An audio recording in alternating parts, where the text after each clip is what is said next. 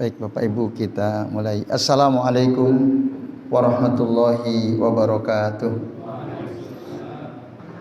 Alhamdulillah. Alhamdulillahi rabbil alamin. Alhamdulillahi hamdan katsiran thayyiban mubarakan fih, mubarakan alaihi kama yuhibbu rabbuna wa yarda.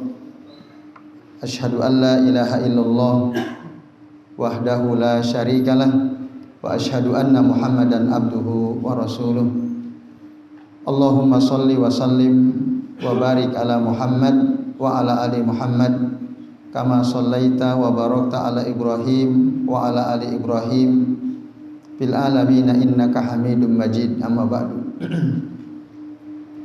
Bapak-bapak dan ibu-ibu serta jamaah sekalian, a'azani Allah wa iyyakum ajmain. Alhamdulillah pada malam hari ini kita bisa berjumpa kembali untuk melanjutkan ngaji kitab Bulughul Maram, kitab membahas tentang talak atau perceraian. Pada pekan lalu kita sudah membahas muqaddimah dan satu hadis ya dari bab ini. Sekarang kita akan memasuki hadis yang kedua yang diriwayatkan oleh Abdullah bin Umar radhiyallahu anhuma ya. Mari kita perhatikan Bapak Ibu dan sekalian ya, hadisnya dari An Abdullah bin Umar radhiyallahu anhuma, dari Abdullah bin Umar radhiyallahu anhuma bahwasanya annahu beliau tallaqa imra'atahu wa hiya haidun fi ahdi Rasulillah sallallahu alaihi wasallam. Jadi Abdullah bin Umar mentalak istrinya, menceraikan istrinya saat istrinya sedang haid. Dan itu terjadi di zaman Rasulullah sallallahu alaihi wasallam masih hidup. Fasa'ala Umaru Rasulullah sallallahu alaihi wasallam an dzalika. Maka Umar bapaknya bertanya kepada Rasul tentang hal tersebut ya, tentang seorang wanita lagi haid dicerai oleh suaminya, yaitu putranya beliau sendiri. Maka Rasul menjawab, faqal murhu fal yuraji'ha. Suruh dia atau suruh anakmu itu untuk rujuk ya, untuk kembali kepadanya. Summa liyumsikha hatta tathura. Nah, kemudian dipertahankan sampai dia suci. Summa tahidha, kemudian dia haid lagi. Summa tathura, kemudian dia suci lagi. Summa insya'a amsaka ba'du wa insya'a tallaqa qabla an yamassa. Kemudian kalau dia mau, dia bisa mempertahankan pernikahan itu ya. Atau kalau dia mau, dia boleh menceraikan istrinya itu sebelum digaulinya. Fatilkal iddatul lati amarallahu an tutallaqu lahan nisa. Nah, itulah dia iddah yang diperintahkan oleh Allah Ta'ala ketika seorang wanita dicerai. Hadis muttafaqun alaih. Nah, ini ya hadis yang disampaikan oleh Abdullah bin Umar dan pelakunya beliau sendiri ya, yang sahibul kisah namanya ya, orang yang bercerita, orang yang menceritakan dialah sendiri pelakunya. Dalam hadis riwayat Imam Muslim disebutkan murhu fal yuraji'ha, suruhlah putramu itu, si Abdullah itu, untuk merujuk ya, kembali kepada istrinya tadi, atau istrinya supaya kembali kepada dirinya. Summa liyutallikha tahiran au hamilan, kemudian supaya dia menceraikannya dalam keadaan suci atau dalam keadaan hamil. Di riwayat Imam Bukhari disebutkan wa husibat alaihi tatliqah. Nah, ini Bapak Ibu sekalian, wa husibat alaihi tatliqah, yang artinya itu dianggap satu kali talak. Wa husibat alaihi tatliqah.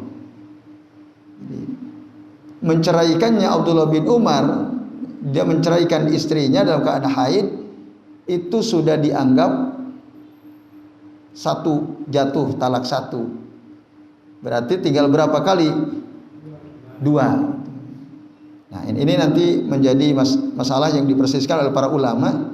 Ya, kalimat wa husibat alaihi tatliqah, apa yang dilakukan oleh Abdullah bin Umar kepada istrinya yang dicerai kala itu masih dalam keadaan haid dihitung 1 kali cerai.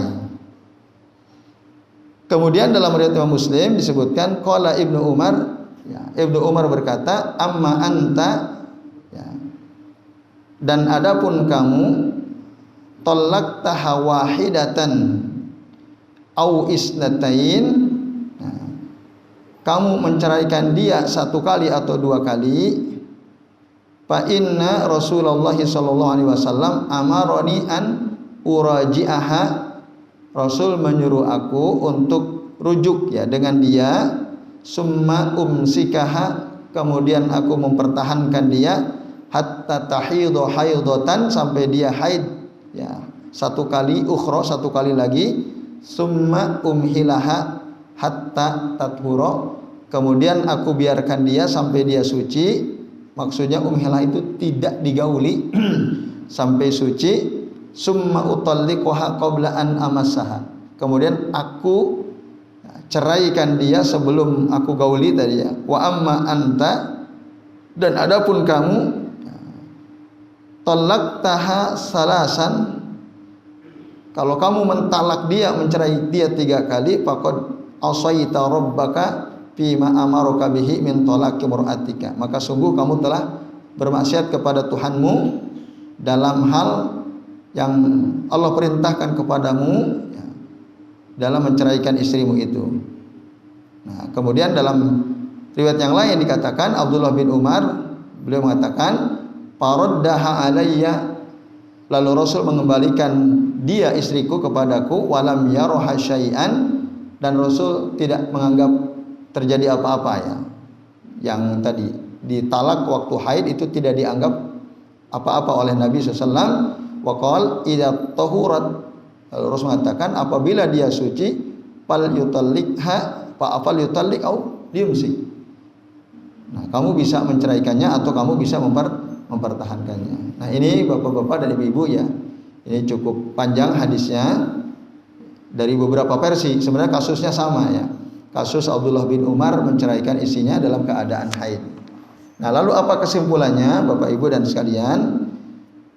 Yang pertama ya, apa yang kita bisa simpulkan dari hadis ini, bahwa hadis ini menunjukkan perceraian itu hukumnya mubah, boleh ya. Hadal hadis dalilun ala anna at-talaqa mubah. Perceraian itu boleh dilakukan di dalam Islam. Karena apa? Karena Rasul tidak mengingkari talaknya Abdullah bin Umar terhadap istrinya. Itu tidak diingkari oleh Nabi sallallahu alaihi wasallam. Yang diingkari oleh Nabi adalah mentalak dikala istrinya sedang dalam keadaan haid. Itu yang oleh Nabi diingkari. Itu nggak benar gitu. Nah, lalu beliau mengizinkan untuk mentalak istrinya dalam keadaan suci, di mana dia sebelumnya tidak menggaulinya. Itu alternatif sesuai ketentuan syariat yang disampaikan oleh Nabi kepada Abdullah bin Umar. Itu kesimpulan penting yang pertama, Bapak-bapak dan Ibu-ibu serta jamaah sekalian. Kemudian yang kedua, pertanyaan Umar, bapaknya, kepada Rasul ini menunjukkan ya, secara zahir bahwa sebelumnya tidak ada larangan untuk mencerai seorang wanita dalam keadaan haid sebelumnya. Kalau sudah ada larangan, Umar nggak mungkin nanya lagi sama Nabi kan? Ketika nanya berarti ketetapan hukumnya belum ada. Atau Umar memang belum tahu. Nah, gitu. Makanya beliau nanya kepada Nabi. Belum tahu kok begini gitu. Nah, beliau datang kepada Nabi lalu menanyakan hal tersebut. Nah, ini Bapak sekalian. Atau ada kemungkinan Abdullah bin Umar sebenarnya sudah tahu ada larangan, tapi beliau bingung gitu, apa yang harus dilakukan. Karena dalam Al-Quran itu ada ya, ayat yang berbunyi Fatalliquhunna li'iddatihinna. Talaklah mereka istri-istri kalian itu untuk masa iddahnya. Maksudnya gimana? Ketika seorang suami mau menceraikan istrinya itu ya, saat setelah cerai langsung mendapati masa iddahnya, iddahnya. Seperti yang kita tahu bahwa masa iddah seorang istri yang dicerai hidup oleh suaminya berapa lama Bapak Ibu? Salah satu kuru 3 kali haid. 3 kali haid. Kalau mau dicerai, nah itu harus saat dia akan menghadapi masa iddahnya. Nah itulah maka Nabi bilang berdasarkan keterangan tadi, kalau mau dicerai di saat suci dan belum digauli. Setelah cerai kan udah langsung nanti haid, udah masa iddah, udah dihitung. Tapi kalau dia lagi haid, kok dicerai, kan masa nunggunya jadi tambah lama. Karena akan dimulai nanti setelah dia mengalami haid pada fase berikutnya. Haid waktu dia dicerai itu nggak dihitung. Sementara dari haid ke haid kan rata-rata 1 bulan gitu ya. Nah, haid bisa jadi 7 hari gitu ya. Terus dia suci itu nggak dihitung. Baru mulai dihitung ketika ketemu haid bulan berikutnya. Jadi tambah lama. Yang harusnya hanya 3 bulan, ini bisa jadi 4 bulan. Nah itu bapak-bapak dan ibu-ibu ya serta jamaah sekalian, kenapa wanita yang sedang haid itu tidak boleh dicerai? Itu kasihan, terlalu lama gitu masa nunggunya. Nah, bisa jadi mungkin dia sangat membutuhkan uluran tangan ya, seorang suami yang mencintainya gitu ya. Atau bisa jadi dia ingin segera membangun rumah tangga baru, tapi kalau terlalu lama kan kasihan. Sementara suaminya sudah tidak menginginkan dia lagi. Nah ini sekalian. Kemudian hadis ini juga menunjukkan bahwa menceraikan istri dalam keadaan haid itu adalah perbuatan maksiat ya. Wa fa'iluhu asin lillahi azza wa jalla. Idza kana aliman bin nahyi, kalau dia tahu itu dilarang kok dia lakukan. Nah, maka ini perbuatan maksiat kepada Allah Subhanahu wa taala. Dari mana kesimpulan ini diambil, Bapak sekalian? Nah, yaitu dari riwayat yang lain di mana Nabi marah gitu, ketika ada seseorang menceraikan istrinya dalam keadaan haid. Nah, tidaklah mungkin Rasul marah kecuali yang dilakukan oleh sahabat tadi adalah perkara yang haram. Rasul itu nggak pernah marah ya, kecuali kalau ada hal yang dilanggar dari ketetapan-ketetapan Allah Ta'ala. Rasul marah. Nah, ini menunjukkan bahwa menceraikan seorang wanita dalam keadaan haid itu adalah perbuatan haram dan itu kemaksiatan kepada Allah Subhanahu wa taala. Nah, ini Bapak-bapak dan Ibu-ibu serta hadirin sekalian ya. Kemudian yang kedua, kenapa ini dianggap maksiat? Karena Rasul menyuruh Abdullah bin Umar untuk kembali rujuk dengan istrinya. Nah, untuk kembali rujuk dengan istrinya. Jadi itu sesuatu yang rusak, oleh karenanya balik gitu ya. Amarahu liyurji'aha ya, untuk kembali kepada istrinya. Nah, itu keterangan kenapa dia dianggap sebagai perbuatan maksiat kepada Allah Ta'ala. Lalu sebagian ulama mengatakan keharaman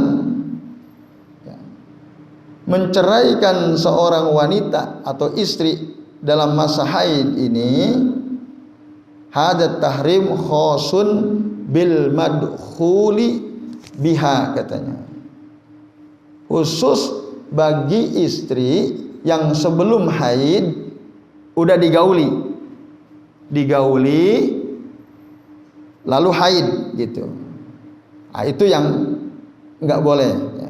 Amma man lam yadkhul biha fayajuzu talaquha haidan aw tahira. Adapun wanita yang belum digauli oleh suaminya, jadi 1 bulan ini nggak digauli gitu ya, terus dia haid, waktu suci nggak digauli, haid. Nah, yang seperti ini boleh ditolak, dicerai, baik dalam keadaan suci maupun dalam keadaan haid. Kalau selama 1 bulan berjalan itu tidak sempat digauli oleh suaminya. Nah, itu menurut penjelasan sebagian ulama. Nah, yang mengatakan ini diantaranya adalah Imam Abu Hanifah, Imam Asy-Syafi'i, Imam Malik, Imam Ahmad bin Hanbal. Itu Bapak Ibu sekalian, a'adzanillahu wa iyyakum ajmain. Nah, kemudian larangan menceraikan istri dalam keadaan haid tadi sudah kami sampaikan ya, di sini ditegaskan lagi dalam rangka supaya si wanita itu tidak menunggu masa iddahnya terlalu lama gitu. Nah, menurut istilah para ulama fikih, menceraikan istri dalam keadaan haid itu disebutnya at-talaq al-bid'i namanya. At-talaq al-bid'i alladzi laisa alaihi amru syari'. Disebut tolak bid'ah ya. Tidak sesuai sunnah gitu, karena tidak ada perintah syariatnya, tidak ada ketentuan syariatnya. Maka disebut oleh para ulama fikih disebut dengan at-talaq al-bid'i. Nah, sementara kalau dia mentalak istrinya dalam keadaan yang benar ya, sesuai ketentuan syariat tadi, nah itu disebut dengan at-talaq as-sunni. At-talaq as-sunni sebagai lawan kata dari talak bid'ah tadi. Ini istilah ya. Istilah. Jadi ada 2 perceraian yang dianggap sebagai at-talaq al-bid'ah. 1 menceraikan istri dalam keadaan haid, yang kedua menceraikan istri dalam keadaan suci tapi sudah pernah digauli. Nah, itu dianggap sebagai at-talaq al-bid'ah. Itu. Nah, Bapak Ibu dan jamaah sekalian, a'adzanillahu wa iyyakum ajmain. Lalu para ulama ya, berselisih apakah talak yang dilakukan saat wanita sedang haid itu dianggap atau tidak. Dianggap talak 1 atau tidak. Tadi udah disinggung ya. Sebagian ulama mengatakan annahu yaqa. Itu terjadi. Walaupun Rasul menyuruh rujuk ya, untuk dipertahankan lagi pernikahannya, dan itu disebut at-talaq al-bid'ah, tapi itu yaqa, annahu yaqa. Artinya apa? Artinya berarti masih tersisa 2 kesempatan bagi si suami untuk mentalak istrinya. Nah, itu dianggap talak 1. Nanti kalau rujuk lagi, ditalak lagi, berarti talak 2 dan seterusnya. Nah, itu dianggap terjadi dan dihitung 1. Nah, ini menurut pendapat jumhur, termasuk para ulama yang 4 ya. Imam Abu Hanifah, Imam Malik, Imam Syafi'i, Imam Ahmad, semua mengatakan demikian, termasuk Al-Imam Al-Bukhari, Imam An-Nawawi, Imam Al-Baihaqi, termasuk Syekh Al-Albani, Syekh bin Baz, itu dianggap jatuh talak 1. Nah, dalilnya mana? Dalilnya jelas, murhu fal yuraji'ha. Suruh anakmu itu Abdullah tadi untuk rujuk. Tidaklah mungkin dianggap rujuk kecuali sudah terjadi perceraian, ya kan? Nah, ketika Rasul bilang kepada Umar, murhu falyuraji'ha, perintah dia anakmu itu supaya rujuk, berarti kan udah terjadi perceraian. Apalagi dalam hadis yang diriwayatkan oleh Imam Muslim, itu dihitung wahusibat alayya tatliqah, itu dihitung untukku, kata Abdullah bin Umar, sebagai satu kali talak satu. Nah, jadi dalilnya sangat jelas sekali ya Bapak Ibu dan sekalian. Maka itu terjadi, apalagi yang bicara adalah si pelakunya sendiri, yaitu Abdullah bin Umar, atau tadi yang disebut dengan sahibul qissah. Nah itu. Nah sementara pendapat kedua mengatakan ya, perceraian yang dilakukan ketika istrinya sedang dalam keadaan haid, ya, la yaqo, itu tidak dianggap, tidak terjadi. Nah, wala yang kusubihi adadut tolak, maka bilangan talak atau perceraian, cerai ya, 3 kali itu tidak terkurangi, masih tetap 3, itu enggak dianggap. Andai kata misalnya akhirnya akur lagi, yaitu dianggap bukan perceraian gitu. Walaupun suaminya udah ngomong saya cerai kamu waktu haid, menurut pendapat kedua ini innahu la yaqa, itu tidak dianggap talak, tidak terjadi talak. Ini pendapat Imam Taus bin Kaisan, termasuk para ulama dari madhab Az-Zahiriyah. Nah, termasuk pendapat yang dicenderungi oleh Syekhul Islam Ibnu Taimiyah, oleh Ibnu Qayyim Al-Jauziyah, oleh Imam As-Sun'ani, oleh Imam Asy-Syaukani. Dasarnya apa? Nah, dasarnya karena tadi Abdullah bin Umar pun kan mengatakan di bagian akhir hadis tadi, nah, kata beliau, faraddaha alayya walam yaroha syai'an. Rasul mengembalikan istriku kepadaku dan Rasul tidak menganggap, ya, tidak dianggap, perceraian itu tidak dianggap oleh Nabi Shallallahu Alaihi Wasallam. Walam yaroha syai'an. Nah, kata walam yaroha syai'an itu artinya Rasul nggak anggap, perceraian itu tidak dianggap. Berarti masih tetap ada 3. Ini menurut pendapat yang kedua. Nah, lalu menurut keterangan dari Syekh Abdullah bin Shalih Al-Fauzan, penulis kitab Minhatul Alam ini, beliau mengatakan ya, bahwa anna al-qaula bil wuqu'i qaulun qawiyyun la yumkinu dab'uhu li kasrati riwayatihi. Bahwa pendapat yang mengatakan perceraian itu terjadi walaupun dilakukan di masa yang sebenarnya tidak boleh, itu lebih kuat, dalilnya lebih kuat, dan tidak mungkin ditolak dalilnya karena saking banyaknya riwayat yang menunjukkan hal tersebut. Nah itu wallahu a'lam. Jadi Bapak Ibu, kalau terjadi gitu ya, ada di antara tetangga kita, saudara kita, teman kita kok menceraikan istrinya dalam keadaan haid, itu dianggap berarti udah dihitung talak 1. Itu dalilnya lebih kuat gitu.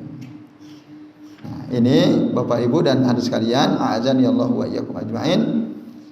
Nah, lalu kalau begitu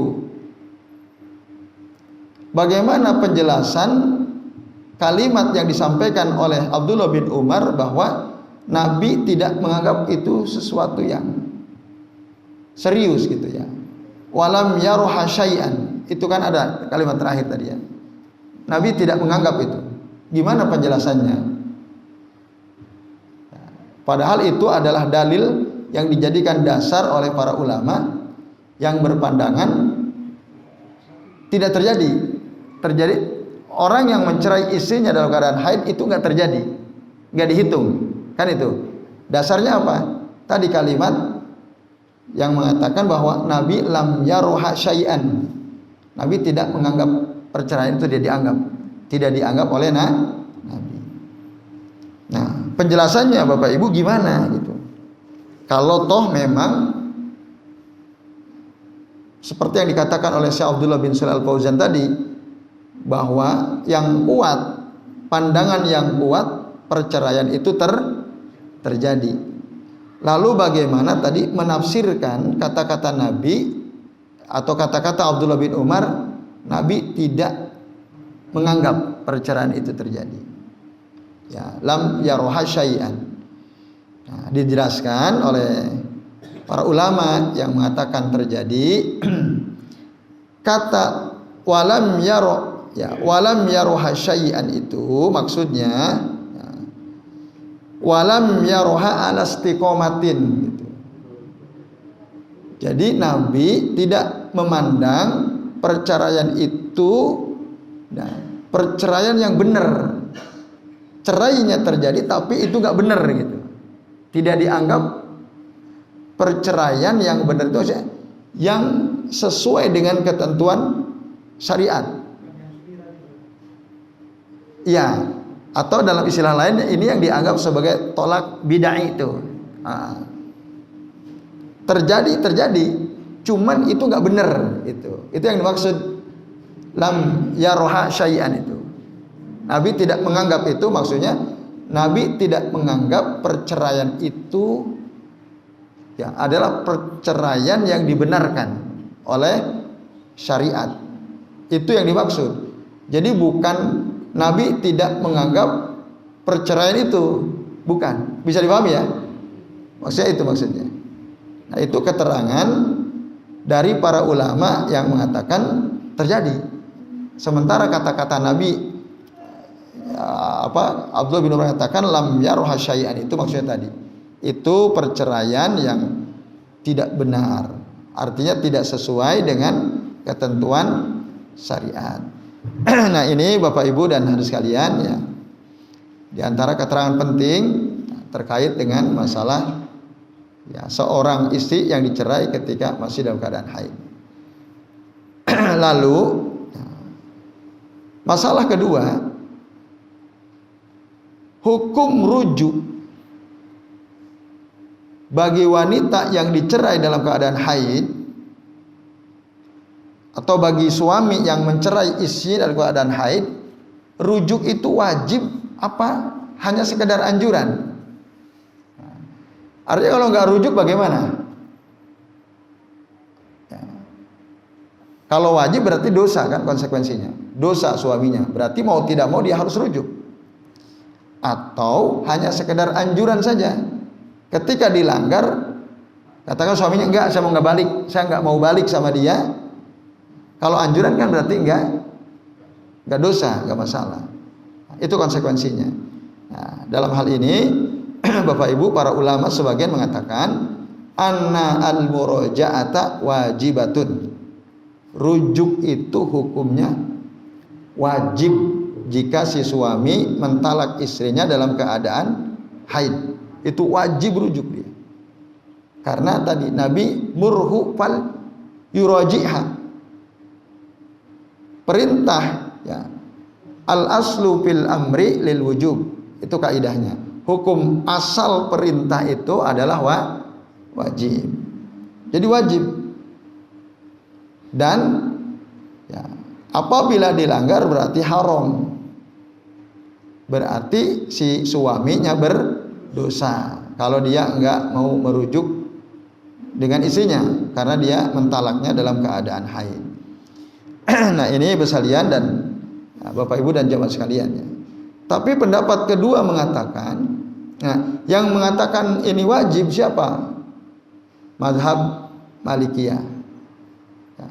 Terus mazhab Al-Hanafiyah. Termasuk ya perkataan Ibnu Abidin. Ini yang paling sahih ya kata beliau. Nah, sementara yang masyhur dari mazhab Al-Hanabilah bahwa rujuk itu hukumnya mustahab. Mustahab itu dianjurkan, bukan satu kewajiban. Artinya kalau ada seorang suami menceraikan istrinya di kala haid, apakah dia harus rujuk? Lebih baik, lebih rujuk. Tapi andai kata tidak, laisa biwajib. Ini bukan sesuatu yang wajib. dia terus talak, ya udah nggak ada masalah gitu. Artinya tidak berdosa. Tapi, nah di antara dua pendapat ini mana yang kuat? Apakah wajib atau mustahab? Nah, kata saya Abdullah bin Shalih Al-Fauzan, penulis kitab Minhatul Alam, beliau melakukan tarjih. Tarjih itu artinya menguatkan. Di antara dua pendapat ini yang kuat adalah al-qaulul awwal, pendapat pertama, yaitu pendapat yang mengatakan apa? Wajib. Jika tidak maka suaminya berdosa. Nah, ini Bapak Ibu dan hadirin sekalian, a'azani Allah wa iyyakum ajmain. Jadi wajib. Karena apa? Dalilnya jelas, perintah dari Nabi. Ya. Yang mengatakan tidak wajib, mana dasarnya? Itu tidak jelas. Tidak jelas. Nah, sementara yang mengatakan wajib jelas sekali. Maka ijtihad ulama yang bertentangan dengan dalil yang jelas itu nggak perlu diambil, tidak perlu diambil. Itu. Jadi kembalilah kepada sunnah, tinggalkanlah ijtihad yang bertentangan dengan sunnah yang sangat jelas. Sama seperti ini. Ketika imam membaca suratul Fatihah waladhdallin, nah, Rasul itu ketika ngimami membaca waladhdallin qala amin. Ya, yarfa'u sautahu wa madda sautahu. Meninggikan suaranya dan memanjangkan suara aminnya. Rasulullah ketika jadi imam. Maka berdasarkan hadis itu sebagian ulama mengatakan imam itu juga ngucapin amin, dipanjangin, dikerasin amin gitu. Sementara Abu Hanifah berpandangan enggak, imam itu kalau dia baca Al-Fatihah melirihkan ucapan aminnya, kata ya sir, tidak dijaharkan. Itu kata siapa? Abu Hanifah. Sementara menurut Imam Syafi'i, Muhammad, jelas dalilnya. Rasul itu ketika membaca waladhdallin beliau mengucapkan amin, meninggikan suaranya dan memanjangkan suaranya. Amin. Nah, amin itu ada dua ya. Bisa a-nya panjang, min-nya pendek. Amin. Bisa atau amin. Boleh. Tapi kalau amin, nah itu salah. Atau amin, itu lebih salah lagi. Atau amin, nah itu salah juga. Kayaknya enak itu ya, tapi itu salah. Nah, imam, ya, makmum juga begitu. Nah nanti idza ammana al-imam fa'aminu. Kalau imam mengucapkan amin, kalian aminkan juga gitu. Cuma pertanyaannya, aminnya makmum itu setelah imam atau bersama-sama dengan imam? Nah, kalau kita lihat dalilnya ada kesan imam dulu baru makmum. Karena ada huruf fa kan? Idza ammana al-imam fa'aminu. Kalau imam ucapkan amin, kalian ucapkanlah juga amin. Fa itu kan harfu tartib wa ta'qib ya, urut langsung. Tapi nanti ada hadis yang lain, idza qala al-imamu ya ghairil maghdubi alaihim waladhdallin faqulu amin. Paman wafaqa ta'minahu ta'minal malaikah ghufira lahu ma taqaddama min dzambihi. Allah akan ampuni itu dosanya yang telah lalu. Ternyata itu enaknya tuh. Ya, amin itu keutamaannya bisa menghapus dosa Bapak Ibu. Jika bareng-bareng bersama imam, bareng-bareng. Itu. Makanya kalau kita di luar, di sini amin kita belum nyampe, ikut ucapkan. Kita masih di luar ya. Di situ belum masuk imam waladhdallin. Itu kita ikut amin agar keutamaan itu dapat. Walaupun kita belum masuk shaf. Gitu. Nah, ini kesalahannya. Nah, Abu Hanifah berpendapat punya dalil, nggak ada dalilnya. Surah Al-A'raf ayat 55. Ud'u rabbakum tadarru'aw wa khufyah. Berdoalah kalian kepada Tuhan kalian dengan rendah hati dan dengan lirih, gitu. Innallaha la yuhibbul mu'tadin. Sesungguhnya Allah tidak menyukai orang-orang yang berlebihan. Dalil itu terlalu jauh gitu digunakan. Karena apa? Sunnah Nabi udah jelas gitu. Itu contoh lain ya, kasus lain maksud saya. Jadi kalau sudah ada dalil bahwa ya rujuk dengan istri yang dicerai itu wajib karena diperintah oleh Nabi, lalu ada orang berpendapat nggak wajib padahal dalilnya jelas. Nah, maka yang mengatakan tidak wajib tidak usah diambil kaulnya, ya. Iya, ya jelas menyelisihi sunnah. Nah, walaupun ya ada argumen gitu ya, secara logika punya argumen, tapi karena dalil sudah jelas, maka ijtihad itu ya tidak perlu diambil. Nah, ini bapak-bapak dan ibu-ibu serta hadirin sekalian, azani Allah wa iyyakum ajmain. Ya, saya kira ini ya keterangan penting terkait dengan masalah talak. Nah, penutup terakhir ya. Lalu Bapak Ibu, ketika cerai ya mau rujuk ya itu nah dikatakan ya ikhtalafal ulama fi waqti talaq idza tahurat minal haid hal huwa ba'da inqita'i damil haid aula budda min iktisaliha. Waktu talak yang sesuai tadi, sesuai sunnah itu ya kan saat suci gitu ya tadi ya, saat suci dari haid dan tidak digauli. Nah, pertanyaannya, saat suci yang dimaksud itu apakah harus mandi dulu atau sebelum mandi? Kan ada saat wanita haid suci mandinya agak belakangan, ada nggak kayak gitu? Ada ya, darahnya sudah nggak keluar, udah suci, dia udah yakin nih darah saya udah nggak keluar. Nah, apakah kan itu udah suci dari haid, dianggap suci? Apakah itu yang dimaksud sehingga ketika seorang wanita sudah putus darah haidnya boleh ditalak atau nunggu harus mandi dulu? Jadi suami harus tanya dulu, kamu udah mandi belum? Nah, harus tanya dulu, udah mandi belum kamu? Nah, apakah harus mandi dulu? Nah, mana ini di antara dua pendapat ini? Nah, para ulama berbeda pendapat dalam hal ini.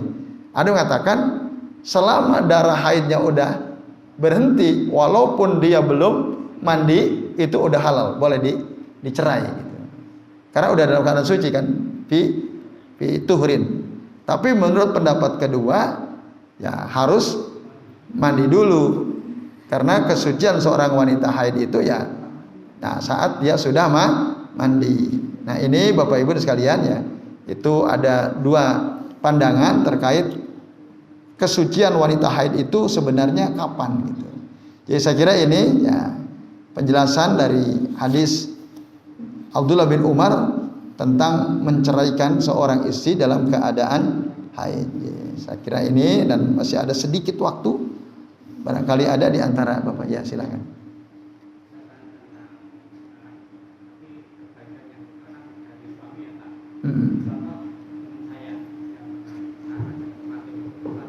Ya. Menggugat cerai istri. Ya.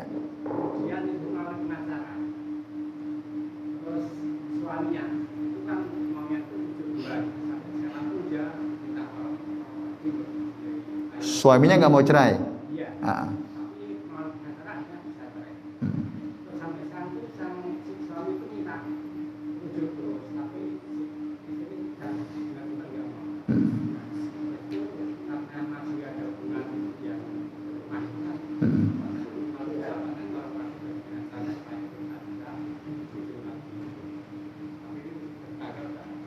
Susah. Istrinya nggak mau. Ya. Yang ditanyakan bagaimananya sikap suami. Ya.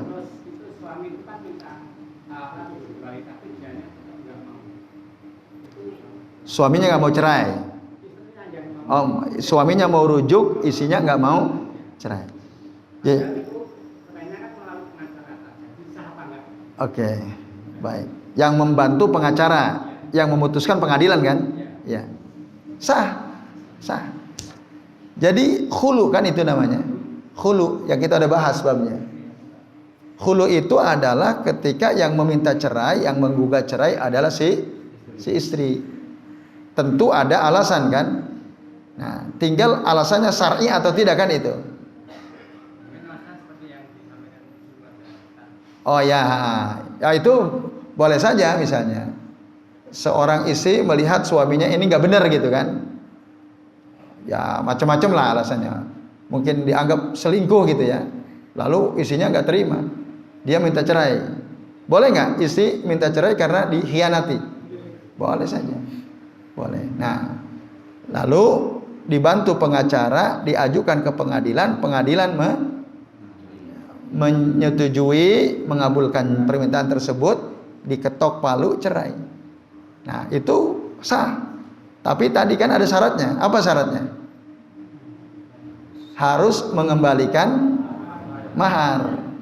Itu. Dan kalau sudah begitu, bisa balik lagi atau tidak? Bisa balik lagi atau tidak? Tidak kan pembahasan kemarin. Kalau udah khulu itu, dan itu udah langsung talak 3. Itu hulu yang kita bahas kemarin kan. Udah sekali terjadi udah. Kalau toh mau balik lagi ya seperti harus nikah lagi dengan laki-laki lain, itu maksudnya. Kalau mau balik lagi itu si istri harus nikah lagi dengan laki-laki lah.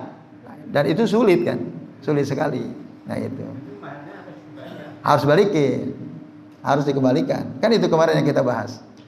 Nah, dulu siapa tokohnya? Sahabat itu Qais ya, dengan Jamilah ya, itu kan disuruh balikin itu, ambil itu apa kebunnya, ambil lagi itu. Nah mungkin itu yang perlu disampaikan Pak Juandi ya.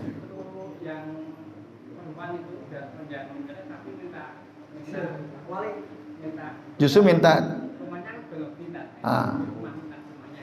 ya.